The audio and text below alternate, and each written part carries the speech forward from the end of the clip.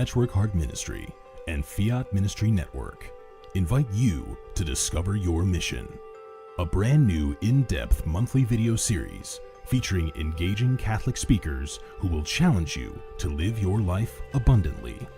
For only $25 a month, you will receive a personal monthly mission, including 3 full-length inspirational talks that build upon a new theme each month. Sign up for the Discover Your Mission tier at patreon.com/patchworkheartministry today.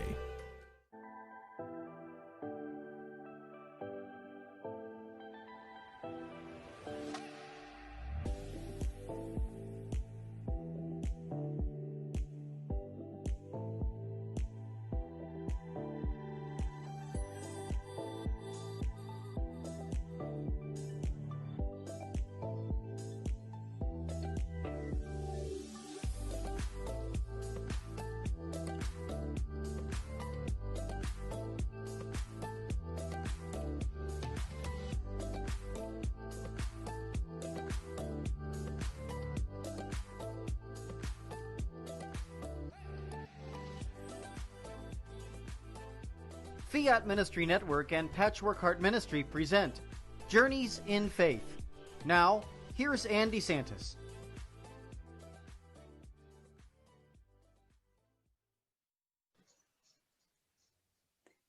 Hi, welcome to Journeys in Faith here on this Friday evening. And I want to wish all of you a happy new year. It's so great to be here with you. And I have an amazing guest, as I have had so many wonderful guests.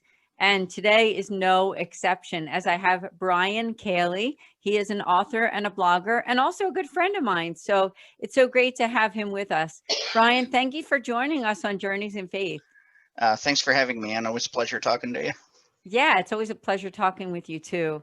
And you know, part of the reason I invited you to be on this show here on this Friday evening is that you have an amazing faith journey to share with people, and not everyone has heard it before. So please start us from the very beginning of where you started out with your faith life. Okay, so starting from the very beginning, I was a cradle Catholic, brought up in a semi-lukewarm environment. We went to church here and there, but wasn't really super feeling the faith and things. Married life was okay for my parents and so on, and things took a turn for the worse when I was a freshman in high school and my father passed away rather suddenly from a cerebral aneurysm. And the adults in my life more or less didn't live up to what I was hoping they would be doing, and I was left wondering why. Why did God do this? Why is this happening to me and nobody else? Why, etc. So where God isn't, something else will always fill that particular void. So in my despair and haste, I turned to the darker things in life. I fell in with a pseudo-satanic crowd, practiced magic, listened to not nice music, did not nice things, blasphemed, rallied against God, you name it, I at least thought about it. So it's not something I'm proud of, but definitely something that I've come to terms with as part of my faith life. And after high school, I joined the Army, got away from all that. Turns out that was just a phase, thank God. And kind of fell into atheistic, agnostic, hey, maybe God's there, maybe he isn't, whatever type thing. But shortly thereafter deployed to Iraq for a year and a half, and it was then that I started to really think to myself, maybe there is something to all this, because when you're faced with one's mortality, you tend to think about these sorts of things. So when I came back from my deployment, I read up on things, talked to people about their faith, and really just tried grasping, looking for something to latch onto. And I got my answer in a letter from a non-denominational church that was addressed to my dead father, of all things. And I took that as a sign of, hey, maybe there is something to all this. So I went to said church and slowly but surely rebuilt my relationship with God, shed a lot of tears, said a lot of not nice things, let out a lot of feelings, and Again, not something I'm proud of, but it was part of the process. And as time went on, as every great story pivots, I met a woman. Name is Ruth, and she is now my lovely wife. And after we got married, I converted to her faith, which is Lutheran. And her church was very nice, very welcoming. They were lovely people. They still are. We're still great friends. But I still felt like I was missing something from my faith. So something was still not quite out of reach. And while this was going on, the not nice parts of my life were coming back to haunt me. There were not nice signs of things, stuff I'm not going to get into because it's a bit on the sensational side, but safe to say it wasn't good. But I felt like God was calling me to a little spot in Emmitsburg, Maryland called the Grotto of Lourdes. It's a mini replica of the Grotto of Lourdes in France. And I felt God was calling me there for some reason. So in February of one year in the ice and the snow, I drove down there, dragged myself up that icy hill, and there's a big stone cross at the top of the hill, a life-size Calvary scene. And there's a kneeler there, and I threw myself on said kneeler, and I said, okay, God, I am throwing myself on your tender mercies. I give up. I don't know what to do. And sure enough, as sure as I am talking to you and your lovely audience, I felt something leave me that day physically. Call it demonic oppression, call it great weight being lifted from your shoulders, call it what you will, but something definitely changed after that.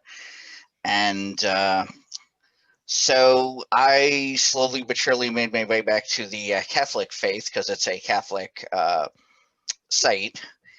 And I found on Facebook, of all places, a Catholics with Depression support group. And it was there and then I fell in love with my Catholic faith because I had such a loving outpouring of support of people who have gone through similar situations, similar things to what I went through. I was very surprised by that. And between that and getting my PTSD medications balanced, thanks to my lovely wife, things are a lot better. So I started my blog, the Behold Project, is kind of my way of giving back to that. I touch on a lot of different topics, a lot of different things, and my lovely wife and I are going to be celebrating our 8-year wedding anniversary in February. So yay, that's exciting. Yeah, that's so exciting. And I love to hear your story. And I have heard it more than once because you were a guest on another podcast that I host with Bill Snyder, a good friend of both yours and mine, on Patchwork Heart Ministry. And your story to me just touches my heart because I think there's not one person watching who hasn't been exposed to some kind of evil side in life. Now, it might not be the demonic side, exactly what you described, what you experienced in high school, but all of us have been on that side of kind of giving up and maybe not really believing as we should in our faith. So I just think it's a wonderful thing that you can share your story and how God brought you through from that time in high school and before that, around the time of your father's death to this point now where you can celebrate your faith. So thank you so much, Brian. Yeah, absolutely. Yeah. So now take us on the journey from that point there. You met your wife, Ruth, and that was 8 years ago. You are married now. So what has happened since that time in your faith life and also in your ministry? So what happened was the Lutheran faith and the Lutheran church, they were very good to me, but like I said, I still felt like I was missing something. Like I felt unfulfilled for a number of reasons, and I just felt like I really needed to reach back to my Catholic roots. Like there was a certain level of comfort there that I said, okay, maybe there was something there that I wasn't quite grasping, beforehand. And when I started my ministry, I started out as a as a very Catholic focused sort of thing, kind of branched out, talking to other Christian denominations and things, and everybody has something to offer, which is a beautiful thing. You know, it's still mainly a Catholic site, of course. Mary, the Mother of Sorrows, is my patron and the site's patron, but you know, everybody has something to offer. Everyone has their own stories and things. You know, my wife has contributed an article or two from the Lutheran perspective on mental health and things. So, you know, we make a really good team, and that's a beautiful thing. Yeah, I love that you and your wife are a team, and it's just a beautiful thing that you've worked together and been able to evangelize, because that's exactly what you're doing with your work that you've done. I know you've worked with me with Smart Catholics, and some people are familiar with smartcatholics.com. It's a wonderful platform for Catholics to share, and also conferences too. Brian, you shared with me the God is Mercy conference. So that was a wonderful thing, and you did a great job with your talk. Thanks. Yeah, that was my first time doing something remotely close to that. So that was a big event in the Caley household. So I was very happy it went well. Met a lot of cool and exciting people. You know, it was great to be able to share that and to be a part of that and contribute something meaningful. Oh, yes, absolutely. So let's kind of backtrack just a little bit, going back to the time in your high school years and maybe around in that era that you were tempted. I mean, you were tempted to not believe in God. You were tempted to go on the darker side of life. So tell us about that, if you would, because I'm sure that there's some people watching that have friends, relatives, kids, grandchildren who are delving into that. Would you have any words of advice for them? Yeah. I believe it was St. Paul that said, "Don't give the devil a foothold." He means that very literally, even so much as dabbling into that sort of thing out of curiosity opens the door to very not nice things, because nature abhors a vacuum. Wherever God is, and something else is going to occupy that space. So if I had any advice I could give anybody that's listening that wanted to kind of sway people away from that sort of thing, you know, evil is meant to look attractive. It's supposed to be like, oh, it's power, you know, sex, gluttony, et cetera, et cetera. And yeah, it all looks attractive on the surface, but once it wears off, it's like, you know, it doesn't lead to anything. And that bottoming out happens sooner or later. It's only a matter of time. So yeah, definitely do everything you can to get them away from the occult, people that practice it, and people that are into that sort of thing, and just really talk with them about where that's coming from, because that sort of lifestyle, that sort of mindset doesn't exist, you know, just out of nowhere. That's coming from something. That's coming from a deep-seated hurt. Maybe they feel like God doesn't love them.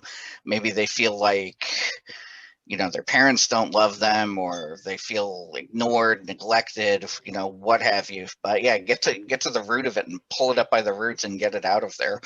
Just do everything you can to get to the bottom of it, because, you know, God is love and mercy, and he doesn't want anybody to feel like they aren't loved. And, you know, the last thing he wants is for somebody to rail against God and be like, well, he doesn't love me, bah, you know, because nothing's further from the truth.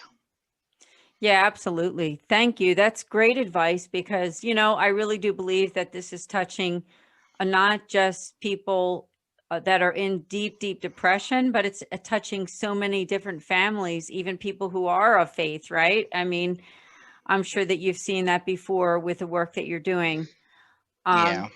Yeah, Yes. if I could interject there. Yeah, I've discovered over the course of my ministry that the devil is a bully. He picks on people that have mental illness because he perceives them as being weak, when in actuality nothing can be further from the truth. Or people that have that sort of thing are much, much stronger than they give themselves credit for. I've heard similar stories to mine. I've heard people that have had it worse than I do. I have one good friend who's actually had an exorcism done on her, and it's just crazy to think about, but it's 100% true. But yeah, she is one of the strongest, kindest people I know, and it's just mind blowing. Yeah, I agree with you. I mean, I have known some people who have gone on that darker side, and you're right. I mean, they're usually people that were led into a wrong direction, but maybe they themselves, their personalities are usually very loving. And so God is there. God is there, right? I mean, it's just a matter of going into a better direction with Christ and going back to the faith, especially if you've walked away from it. So, Brian, I thank you so much. So tell us more about, I would love to know more about your conversion back to the sacraments, because I'm sure that you had to go back to confession and then back to Mass. So what was that all like for you? Well, in my journey back to Catholicism, the first, foremost, and absolute thing I know I needed to do was go to confession, because that's the aside from the Eucharist, those are the two biggies right there, so to speak. And you can't take the Eucharist without going to confession first. I mean, that's the way it's supposed to work, anyway. But yeah, my first confession after that, I unloaded on my priest for, it felt like forever. Just all of it, all of it came out at once. And God love Father Ted, he did not even bat an eyelash. I told him all of the blaspheming, all of the nastiness I did, and he didn't even flinch.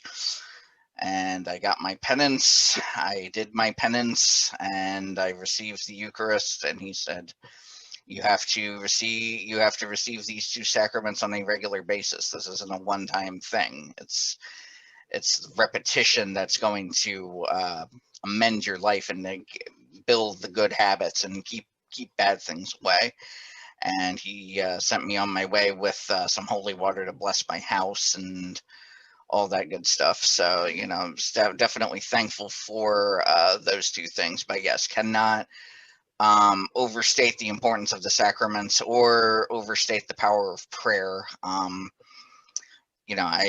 have a rosary on me at all times. I say it almost every day. I pray. I have apps on my phone that tell me about when to pray, how to pray, etc. It's amazing what you can do nowadays. But yeah, I'm always trying to keep that in mind, between that and scripture, of course. Yeah, it's you have to balance all of those things if you want to keep going and in a good conversion experience. Yeah, thank you so much for sharing. I know you're helping so many people, and you've helped me too, just when I listen to you talk and see your posts and your blog and everything like that. It really is directed toward people who are tempted, right? I mean, isn't that what it's about? It's people who are tempted to not believe, tempted to go on the darker side of life. But we know that God is always leading us, right? He's always leading us back. And that's what he did with you, is he led you back away from depression, away from evil. And I know that he's continuing to do that with you every single day.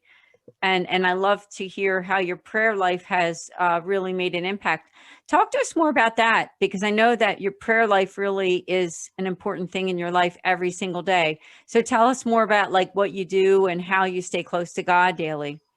Well, thank God you can say the rosary and while you're driving, and it still counts. I count on my fingers, because I believe it was Blessed Sheen that said, your car can be your own monastic cell if you so choose it to be. And so that's advice I took to heart, quite literally. So I pray in the car. I have spindles of Gregorian chant. I have faith music.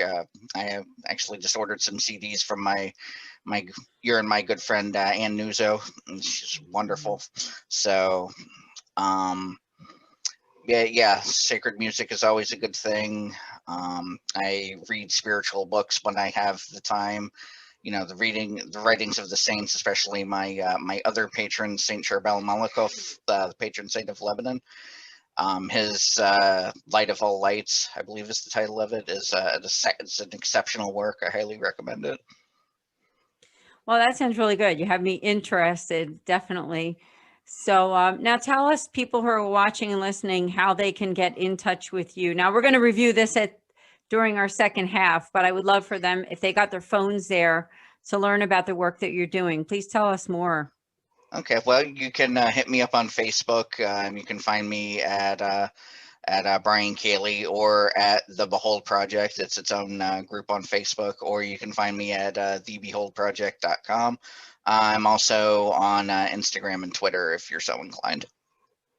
Yeah. You have a beautiful, beautiful ministry. Could you give some advice? I know we have some parents that are watching, parents to young kids, maybe teenagers or preteens, who their kids are starting to delve into some of the things that you got involved in. Is there something that they can do to help for their kids to stay away from that, a way that they can pray? Just what advice can you give them so that if their kids are delving into the things that you got involved in, that they can help? Well, first and foremost, pray for their conversion, because the decision's ultimately going to be up to them, and God's going to do everything he can to try to influence their decision, but he's not going to make them turn away from it. That's ultimately their decision. But yeah, definitely pray for their conversion. And if, like I said earlier, if you know someone who's into that sort of thing, specifically like what materials like they're into, like what they're reading, what they're listening to, etc. Just get involved. Ask them, hey, where's this coming from? Why is this? And just try to lead them away from that and into better, cleaner spiritual habits. Try to replace the satanic music with something a little less spiritually grating. And if they're reading like satanic literature or what have you, you can ask them where that's coming from, and try to say, well, you have the actual Bible right here. Well, what else do you need? What is it you're looking for? Try to see where they're coming from in their mindset and their way of thinking. Try to see like where this is coming from and where this is going, what they hope to accomplish from that sort of thing. No, that is excellent advice. I mean, I just wondered, because I know that you understand young people who have been through this, because you yourself were there, right? You were there. What do you think enters the mind of a young person who decides to do that? Like, what do you think the core reasons are as to why they decide to get involved in this? If I had to narrow it down, I would say, because I was thinking about this over the course of the day, I would say it narrows down to three things. First, pride.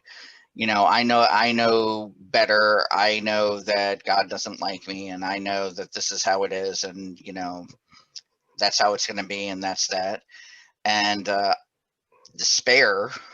God doesn't love me, and there's nothing I can do about it, so I might as well accept it. And thirdly, excuse me, and unforgiveness. Just,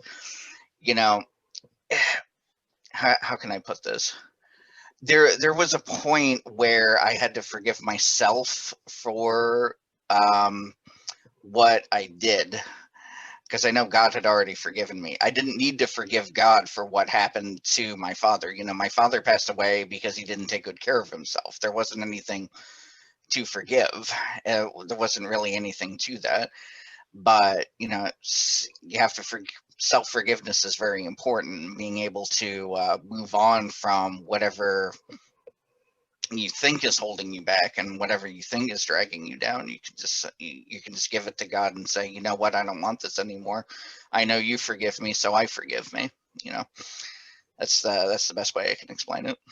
No, that's excellent advice. It really is. So thank you so much. And I do encourage people to go to thebeholdproject.com, look up Brian Caley on all the social media platforms. And, I've had some wonderful guests on the show. I was going to say on Sowing Hope too, which is the podcast, but on Journeys in Faith. And Brian is a friend. I mean, he really is. He's a friend of mine, a friend of the Fiat Ministry Network, and he's a friend of the Patchwork Heart Ministry, which is Bill Snyder, who I host the podcast with. So, Brian, thank you so much. Yeah, absolutely. Appreciate it greatly. Now, we do have to take a short break. So when we come back, we're going to find out more about the work that Brian is doing right now. So do join us in just a few minutes here on Journeys in Faith.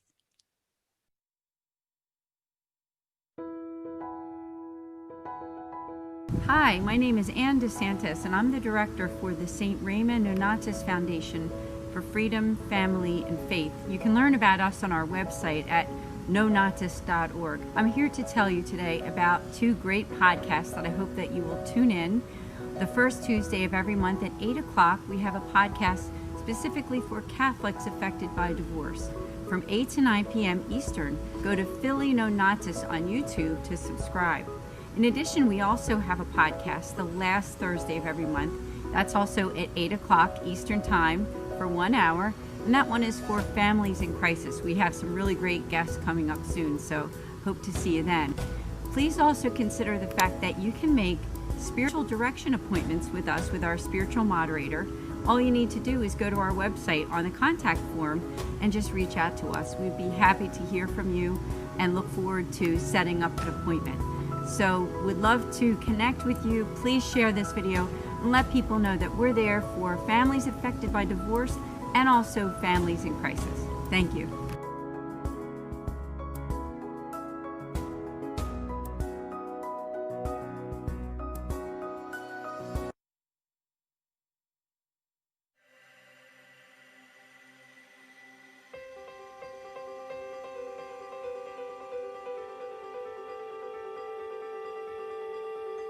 Patchwork Heart Ministry and Fiat Ministry Network present the Discover Your Mission series.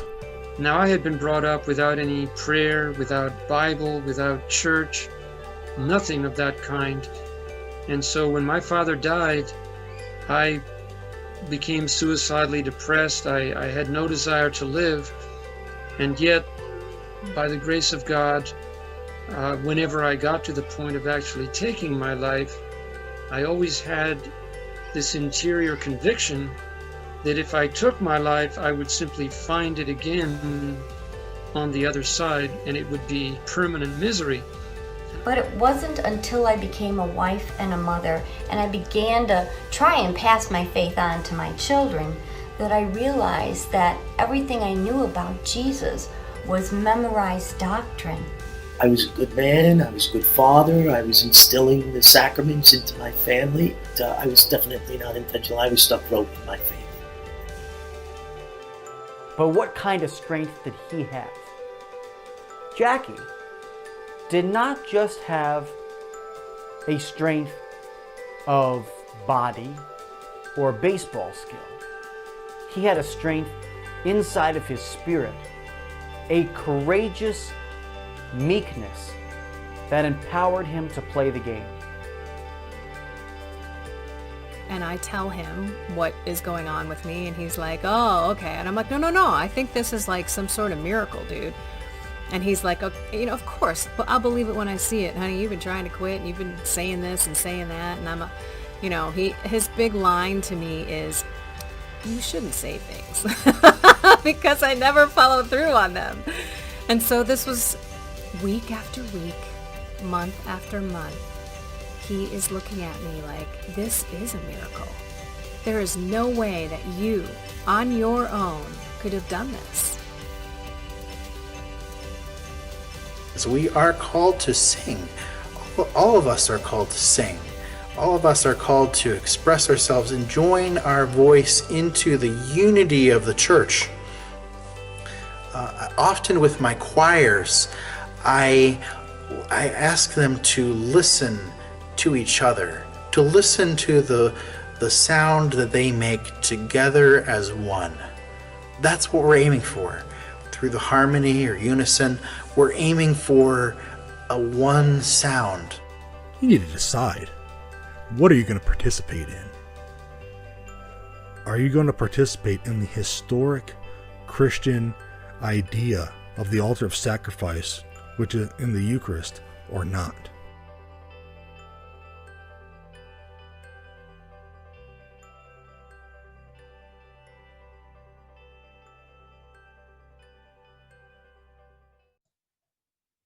Hi, this is Ann DeSantis. I'm the director for the St. Raymond Nonatus Foundation for Freedom, Family, and Faith.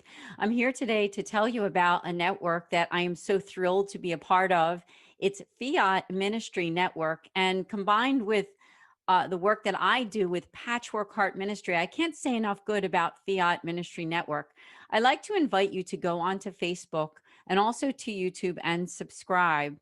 You know, sometimes in this past year of 2020, there have been some issues with social media and different things and occurrences that have happened. And unfortunately, Fiat Ministry Network did have one of those occurrences happen to them on their YouTube channel.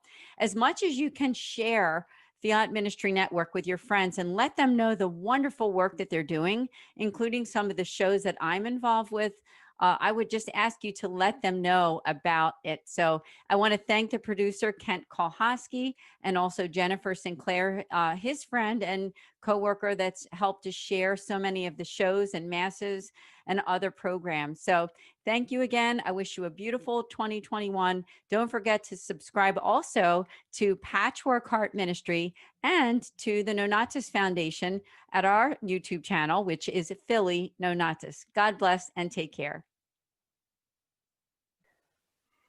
Hi, thank you so much for joining us again here on Journeys in Faith on this Friday evening. Happy New Year. So good to be here. And I also want to remind all of you who are watching to please do subscribe to this channel here on Facebook. It's Fiat Ministry Network. The producer is Kent Kolhosky, and his assistant is Jennifer Sinclair. They're doing wonderful work. And I especially would like to ask you to please do subscribe to their YouTube channel. It's called Fiat Ministry Network once again. And they've had a little bit of issues and problems and troubles with YouTube lately. So your subscription on YouTube would mean so much to Fiat Ministry Network and also to me. So please do go right to YouTube at some point and be sure to subscribe. Now, again, I said I have an amazing guest here on this Friday evening. I have Brian Caley. He is an author and a blogger, and you can go to thebeholdproject.com and learn more about his ministry, as well on all the social media platforms.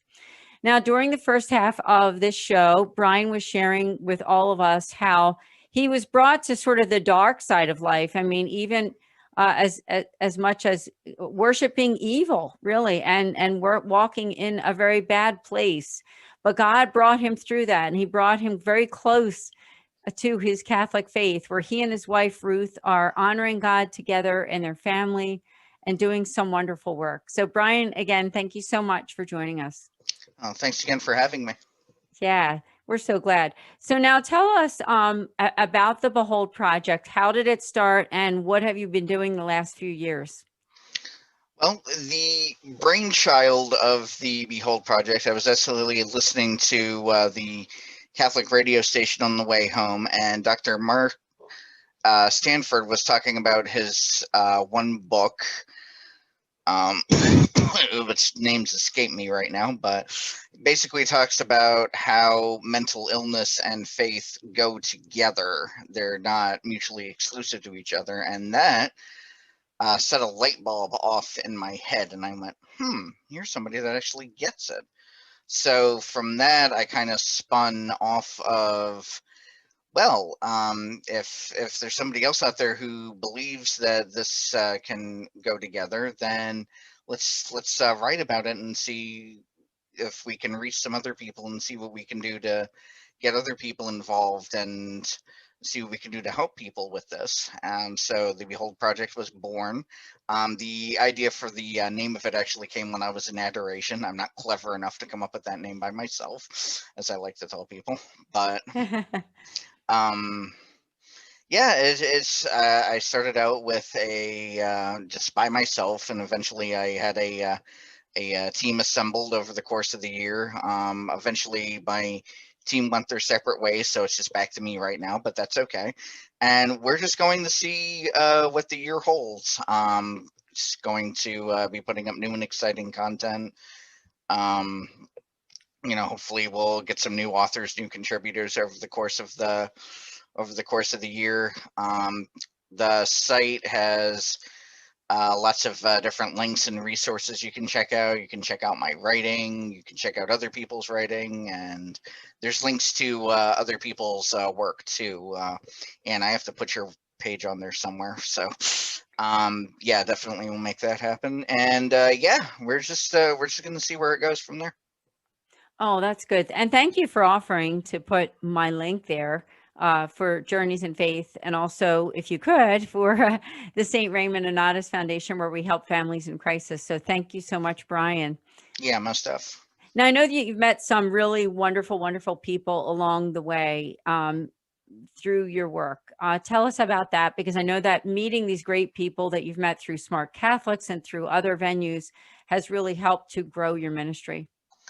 I can't thank them enough. They're my second or third support network after my wife and all my other friends here in Pennsylvania. I have to give a shout out to you and Bill, of course. Lovely people. Round of applause. Thank you.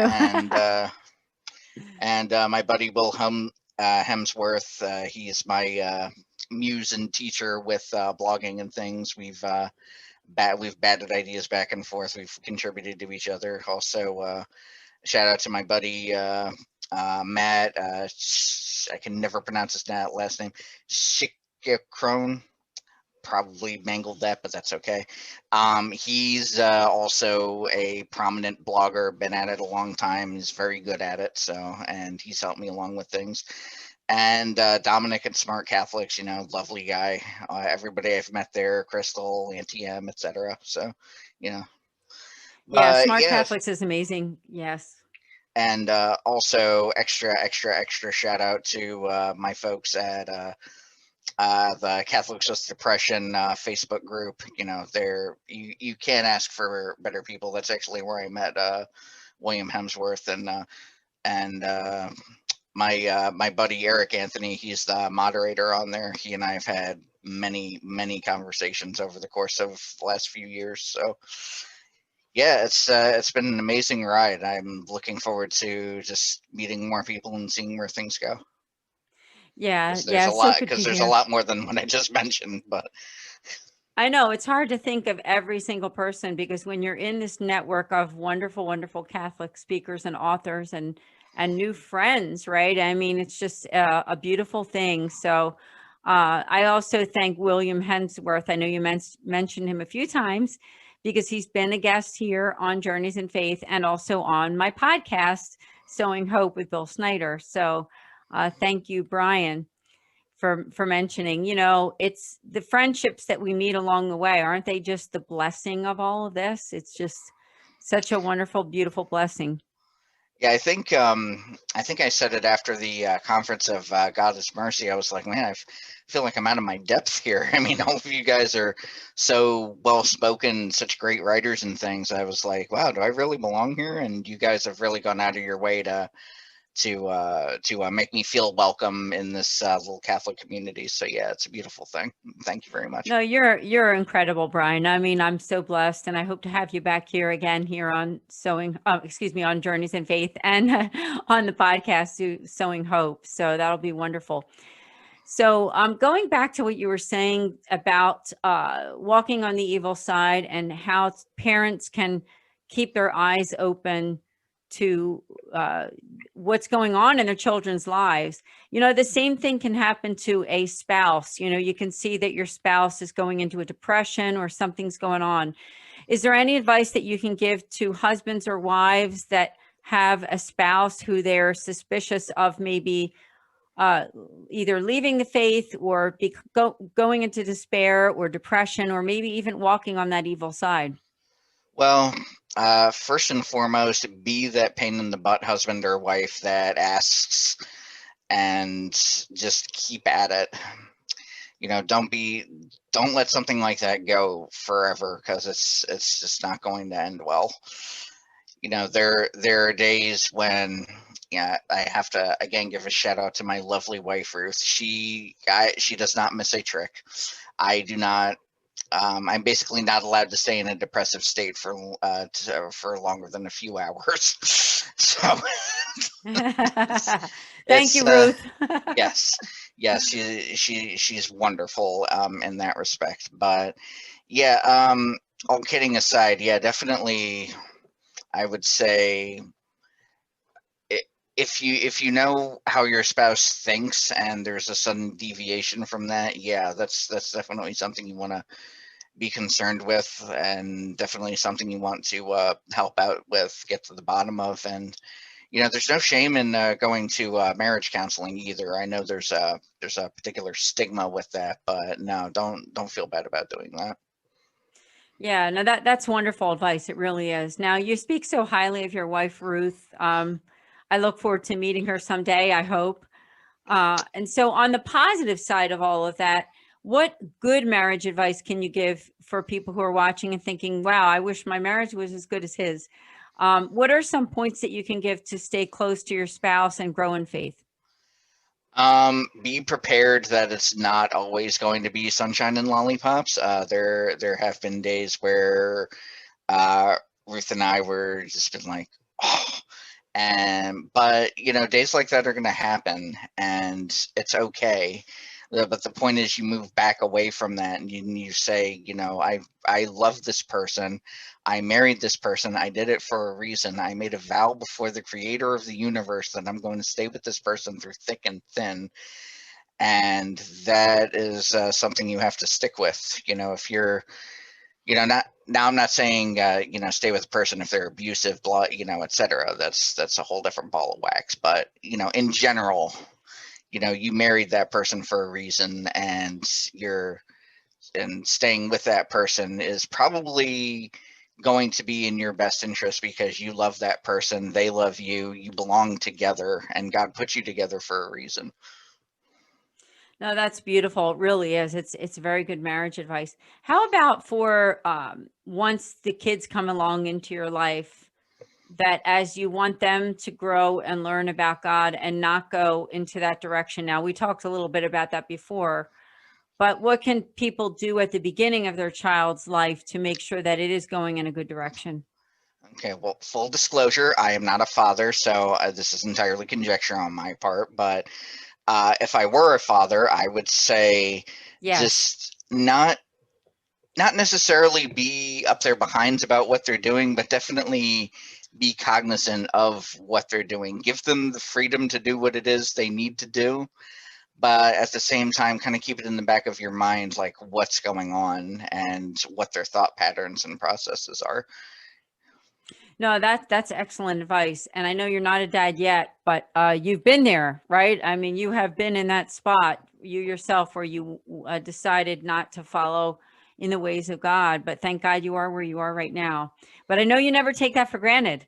I know that you never take for granted that your faith is the most valuable gift in your life, and your relationship with your wife and your good friends too. Yeah, you definitely touched on something there that I definitely want to bring up now that you mentioned Please. it. Don't take your spouse for granted, ever, ever, because that part, they could be hit by a bus the next day for all that you know. Don't ever be like, oh, they're always going to be there, they're always going to take me, they're always going to accept my bad behavior, etc., because that's not always going to be the case. Yeah, no, that's excellent advice as we go into 2021. So tell us about what's coming for you this year. Now, I know that you don't know exactly how God's going to unfold everything, but please do tell us some of the plans that you have and some of the collaborative efforts. Well, I just plan on doing things bigger and better, seeing where the Spirit leads me. I want to talk on many podcasts and interview pieces as possible. I have this fancy webcam now. Maybe I'll shoot some YouTube videos or a podcast or two at some point and see where that goes. And yeah, just very open to where God is leading me, and where my marriage goes and where my professional life goes, because all of those things are in a good place finally. So hopefully they stay that way. No, that's amazing. And I think that you will be a Catholic speaker again, as some great things are going to be happening with smart Catholics. And you're going to be also speaking with the foundation that I represent, the St. Raymond Onatus Foundation. I know you and I talked about that, and we'll be setting a date for so that you can talk to some of our clients and people that we have on our YouTube channel. And just want to ask people to subscribe to our own YouTube channel there for the St. Raymond Foundation at Philly Nonatus. So please do, and thank you so much. So now let's go back to prayer. You said that you love the rosary. Are there any other methods of prayer that you really like a lot? Another favorite of mine is the Chaplet of Seven Sorrows, because I believe that Mother Mary is very close to those of us with mental illness and those of us that have been in that dark place. In the guise of the Lady of Seven Sorrows, you know, she went through, you know, not clinical depression or clinical anxiety, but definitely she's been there. And you know, just because she was born sinless doesn't mean she wasn't tempted either. It was just, but it was just an unbelievable thing that, you know, the Mother of God is that close to us. So yeah, the Seven Sorrows Chaplet, definitely. Yeah. Oh, that would be great. So please do Google that, the Seven Sorrows Chaplet. That's incredible. And now we're coming out of this pandemic, and I know it's affected not only you and I, but all of us, everybody who's watching this show. And people haven't been going to Mass as much. Now, Mass is open for most people in most states, cities, archdioceses, dioceses. But some have decided, hey, you know, it's not quite safe for me to go back. Do you have any words of advice to them who are kind of afraid to go back? If you don't feel safe, don't do it. Because if you're going to sit at Mass in a state of anxiety and not give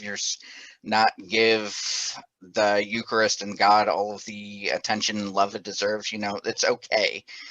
You know, God understands completely. Go home, stream it, you know, catch it on a replay somewhere. Just keep that as part of your life in somehow, some way. You know, don't feel, if, you know, you can even check with your local bishop and things and see, you know, what their stance on things are. You know, they're definitely there to help you answer questions, and your priest can also point you in the right direction. But yeah, nobody wants to feel like they're pushing you into something where you don't feel safe, or you feel anxious, or you don't feel like you're comfortable with something. You know, that's not the way the church wants to operate, I'm sure.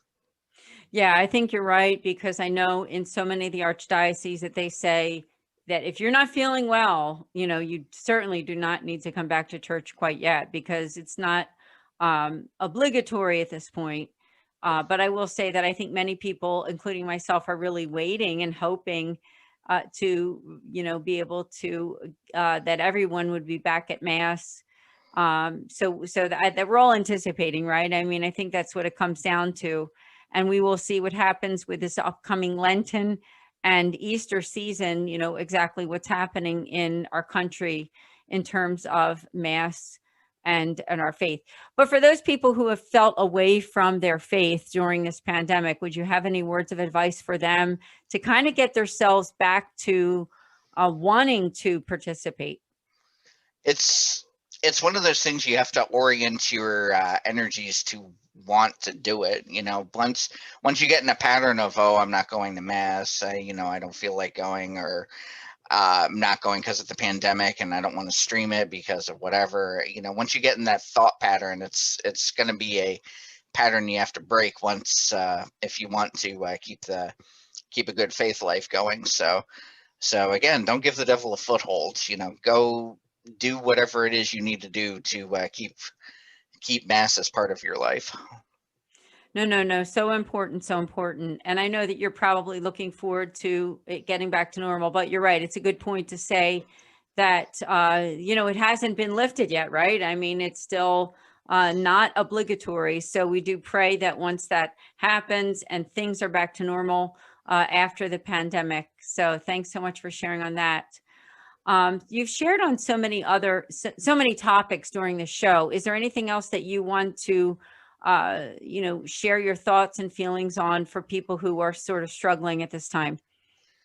I want to give a special shout out I know we've talked about this previously, but my lovely wife is a nurse, a frontline worker, as they're now called. I want to give a shout out to all the frontline workers out there, because I've talked to so many of them over the course of my ministry, and they're all really tired, really struggling, really fed up with a lot of things. So if you see one of them, give them an air hug, something. Just share the love, because they definitely need it. No, that is a wonderful thing to hear, because whether it's your doctor, your dentist, whether it's the people that work at the grocery store, people who work in all of those areas that we know we need them so badly in our society to just to keep going. So I just want to say personally, I thank you. We thank you. Fiat Ministry is so grateful to you. And Brian, I'm so glad that you brought that up. So just excellent advice. Now, I wondered also, as we're kind of heading a little toward the end of the show, for people who are not members of the Catholic Church and maybe contemplating, do I want to be Catholic? Do I want to enter into this religion? Would you have anything to say to them? Definitely read up on the subject. There's any number of books and literature as to introductory steps to the Catholic faith. Personally, I recommend Gus Lloyd's series, A Minute in the Church. That is a great starting point. But yeah, definitely read up on the subject. Don't just jump in and say, well, we're going to see what happened. You are allowed to go in with an informed faith and an informed conscience as to whether you want to be Catholic or not. No, that's very, very good. So also, what do you like personally? What do you like personally the most about being Catholic? Just the authenticity of it, just to be able to say that you are part of the faith that Jesus Christ started in the year 33 AD when he said, go and preach the gospel and tell the others.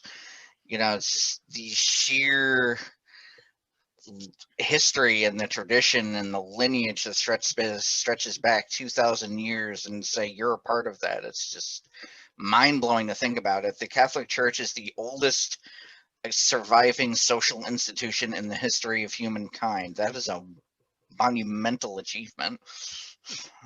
Yeah, it's so much to ponder, isn't it? And especially when we think about the Eucharist, because it really is the source and summit, isn't it? Oh, very much so. Of our faith. It's something that I personally believe needs to be taught more of, because I believe a recent Pew Research study said something to the effect of that over half of Catholics don't believe it's only symbolic. It's not the real body, blood, soul, and divinity of Jesus Christ that's sitting up there. But that is the case. A miracle happens every single Mass, and you get to not only witness it but participate in it when you walk up to the altar and the priest says the body of Christ and so on. So it's something very, very special and something that should be revered. Absolutely. Yeah, and here we just ended Advent and we're in the Christmas season now. So Merry Christmas to everyone watching. Don't forget, we're still in the Christmas season. So that's such an amazing thing. But pretty soon, before we know it, we will be into Lent, right? We'll be in Lent and then getting ready to celebrate Easter. What are your thoughts about Lent? Is there any practice that you like to do during Lent to focus on God? Normally on my Kindle, they come out with Lenten devotionals that you can download for like 99 cents or what have you. And you can just go through like 40 days of different reflections, different thought processes and things. That's one thing I've been doing. I also like to read a little extra during Lenten season. Last Lent, I read the 33 Days to Greater Glory, which is a great book about devotion to God the Father. So highly recommend that. Brian, it's been such a pleasure to have you on Journeys in Faith. And, we're coming to a close of the show. I wondered if you could give some final thoughts on your life, but also on ways that people can grow in faith, especially those who have been depressed, have anxiety, or have gone into sort of that dark side of life. Just to remember always that God is infinitely loving and infinitely merciful. Never forget that he is always reaching out to you and just waiting for you to come home, just like the prodigal son.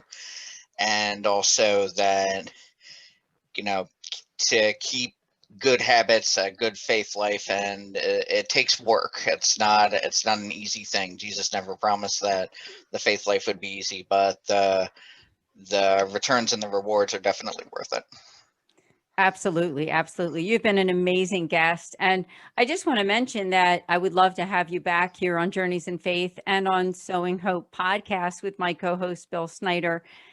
And that would be amazing as we come into 2021. Here we are, January 1st, right? I mean, this is the beginning of a new year.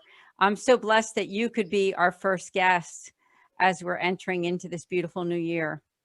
Yes, very excited about that. Woohoo! Yay, woohoo, woohoo.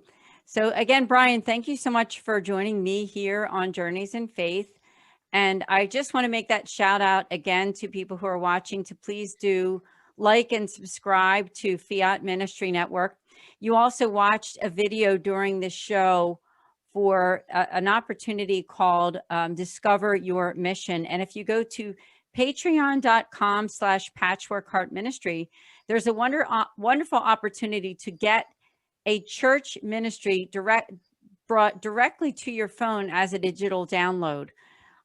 So please do that. There's some wonderful speakers coming in 2021 to Patchwork Heart Ministry. So I'm so excited.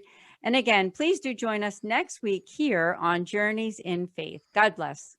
Journeys of Faith is a production of Fiat Ministry Network and Patchwork Heart Ministry. For more information about Journeys of Faith, email info@fiatministrynetwork.tv. And be sure to friend, follow, and like us on social media.